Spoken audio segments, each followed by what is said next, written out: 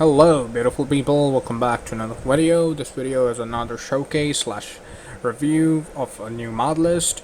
Today I'm featuring Phoenix Flavour's Legends of the Frost, a mod list dedicated to enhancing Skyrim while remaining true to its core for the lower to mid-end gaming PCs. To download this list, you'll need Wabaject software. A guide of how to use and download the list from it would be in description. Make sure you read the author's page before downloading the list or any other soft things from Wabaject. Visuals and performance for this list is quite easy and lightweight for anything that's at least 6 or 4 gigabytes of VRAM. Not complete potatoes, but still a fairly low spec system requirement. I myself ran this game on a 1650 Super 4 gigabytes, 16 gigabytes of RAM, and an i5 9th gen. A fairly mediocre and low-end build, which gave me mostly 50 to 40 FPS in the denser areas and well above maintained 60 FPS in lighter areas such as interiors or cities. It only dipped out in the dense forest areas, which is a bit heavy on this mod. Now to the description of this list, I would say this list only makes the game look more crisper. The architecture, the rocks, the landscapes are more well defined, well made, looks very better than vanilla.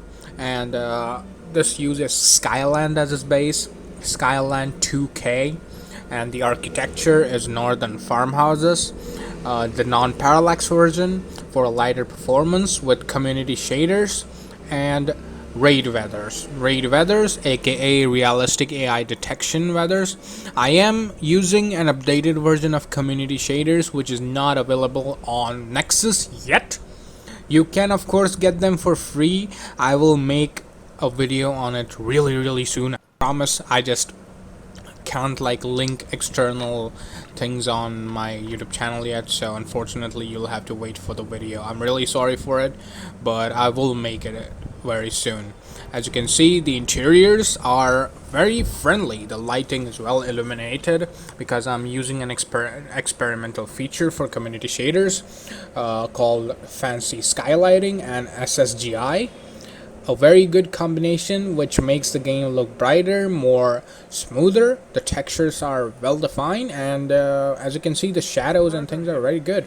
As for water and a little bit of flora, it uses realistic water too, with the combination of majestic mountains for landscapes and vanilla logs for the trees. The diandalot in this game is a bit heavier because these are, I think the generation is a bit hefty for my thing. I don't know. Generally, diandalot doesn't hit me that hard, but this list makes me somehow drop to 40 to 50 FPS in heavy regions. For the snow, this uses simplicity of the snow mod for non-parallax meshes. A very good combination, looks very great. The trees, the canopies are really nice. The nights are darker, and because it uses a built around system for raid realistic AI detections, I can go through enemy herds like it's nothing. For example, in this video, as you can see, I can just walk in the night properly, not get detected, and just punch people in the face. The nights are much darker and the AI detects better. As you can see, I did not punch anyone in the face. I am using a custom made reshade, clarity reshade, which is available on Nexus. Link would be down below.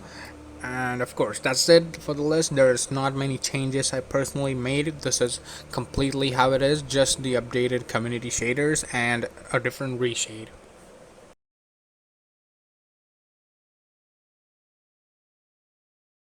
The combat, like I said before, is based around blade and blunt and raid, which is why it also uses raid weathers. And as you can see, the kill moves are just violence. I just added it, to be honest. I just wanted to show some kill moves, that's all I added.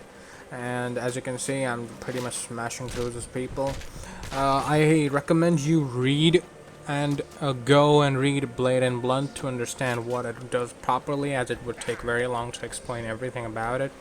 But as you can see, I'm pretty much smashing through the level 1 bandits, but it would get increasingly difficult and more important to change your approach with each enemy. It's important to know that this mod will not make the game leveling system any different. It's more centered around the gameplay aspects. Yeah, it will not add anything like different skill trees or more spell tomes or anything. It's same as vanilla, just a bit different buffs and debuffs.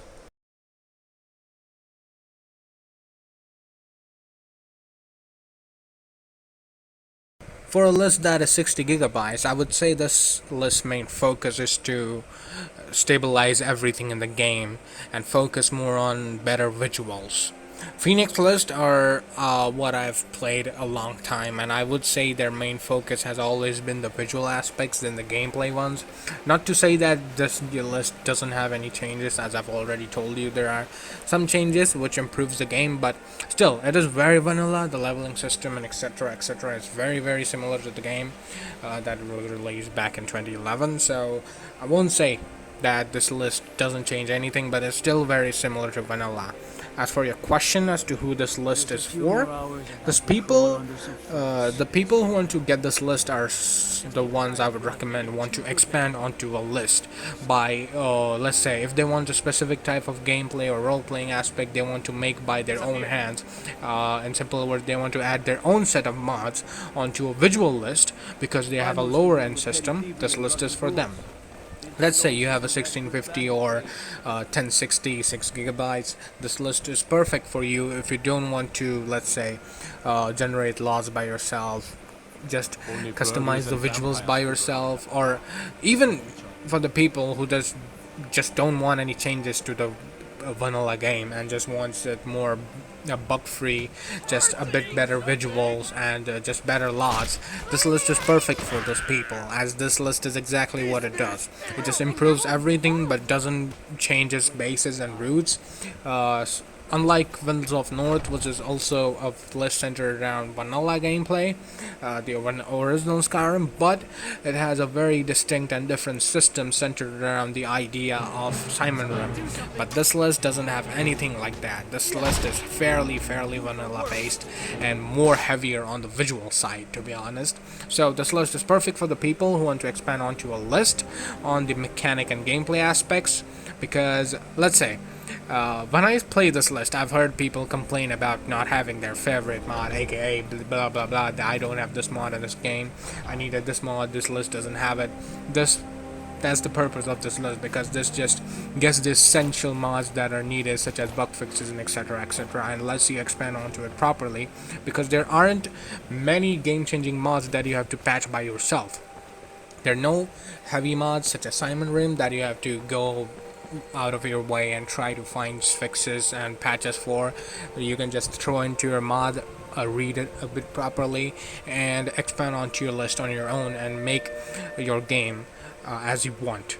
You can even go ahead and try to get an ENB. If you're so tenacious on expanding the visuals, you can even go ahead and try to change the weathers and regenerate the LODs for even more visuals if you really want to.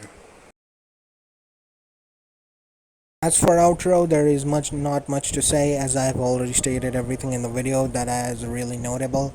I really think it's better to make short videos instead of long ones, that not much people are into watching long videos.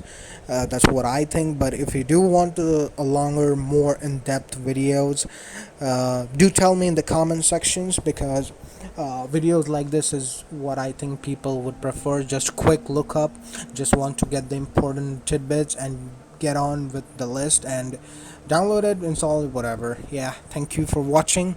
I would improve the content more as I learn more about this YouTube thing and content creation things. Well, thank you. And sorry for my bad accent and try hard English for the second time. Goodbye, have a nice day. You're as beautiful as always. Stay motivated. Bye. fuck, that sounded cool in my head.